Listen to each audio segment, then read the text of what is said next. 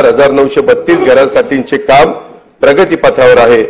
स्वयंपाकांच्यासाठी वापरल्या जाणाऱ्या इंधनाचा आणि महिलांच्या आरोग्याचा फार जवळचा संबंध असतो। महिलांच्या आरोग्याच्या नेहमीच तक्रारी कमी करायच्या असतील तर त्यांना स्वच्छ इंधन पुरवणं ही आपली जबाबदारी आहे। एलपीजी गॅसचा वापर त्या दृष्टीने सर्वात सुरक्षित असल्याने या इंधनाचा वापर वाढवला पाहिजे।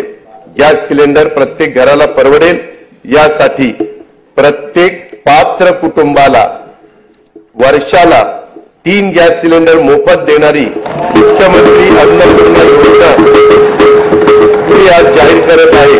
ही योजना पर्यावरण संरक्षणाला सहाय्यभूत ठरेल आणि 52,16,412 लाभार्थी कुटुंबांना या योजनेचा लाभ देण्यात येईल। अंगणवाडी सेविका, मदतनीस व मिनी अंगणवाडी सेविका यांना सध्या सेवानिवृत्ती, मृत्यू, राजीनामा इत्यादी प्रकरणी 1 लाख रुपयांपर्यंतचा लाभ देण्यात येत आहे। महाराष्ट्र राज्य ग्रामीण जीवनोन्नती अभियानांतर्गत 6,48,000 महिला बचत गट कार्यरत असून ही संख्या 7 लाख करण्यात येणार आहे। बचत गटाच्या फिरच्या निधीच्या रकमेत 15,000 वरून 30,000 रुपये वाढ करण्यात आली आहे। उल्वे, नवी मुंबई येथे युनिटी मॉल बांधण्यात येत असून त्यातून महिला बचत गट व कारागिरांना उत्पादनाच्या प्रदर्शन व विक्रीसाठी हक्काचे व्यासपीठ उपलब्ध होईल। महिला बचत गटांनी उत्पादित केलेल्या वस्तूंना सध्या उमेद मार्ट आणि ई-कॉमर्स ऑनलाईन प्लॅटफॉर्म तसेच प्रदर्शनाच्या माध्यमातून बाजारपेठ उपलब्ध करून दिली जाते।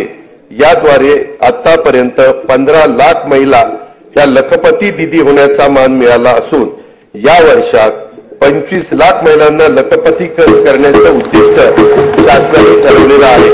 महिला लघु उद्योजकांसाठी या आर्थिक वर्षापासून पुण्यश्लोक अहिल्यादेवी होळकर महिला स्टार्टअप योजना सुरू करण्यात येणार आहे। स्टार्टअपच्या अनुषंगाने अखिल भारतीय स्तरावरील महासंमेलन राज्यात आयोजित करण्यात येईल। पर्यटन क्षेत्रातील महिला लघु उद्योजकांनी 15 लाख रुपयांपर्यंत घेतलेल्या कर्जावरील व्याजाचा परतावा शासनाकडून करण्यासाठी आई योजना सुरू करण्यात आली आहे। त्यातून 10,000 रोजगार निर्माण होणार आहे। महिला व बालकांविरुद्धच्या अत्याचाराचे खटले देखील चालवण्यासाठी 100 विशेष जलदगती न्यायालयांना आवश्यक तो निधी राज्य शासन उपलब्ध करून देत आहे। राज्यामधील व्यावसायिक शिक्षणामध्ये मुलींचं प्रमाण वाढवण्यास शासन कटिबद्ध आहे। अभियांत्रिकी, वास्तुशास्त्र, औषध निर्माण शास्त्र, वैद्यकीय तसेच कृषी विषयक सर्व व्यावसायिक पदविका अभ्यासक्रमासाठी प्रवेशित 8 लाख रुपयांपर्यंतच्या वार्षिक कौटुंबिक उत्पन्न असणाऱ्या इतर मागासवर्ग तसेच आर्थिक दृष्ट्या दुर्बल घटकातील मुलींना शिक्षण शुल्क व परीक्षा शुल्कामध्ये 100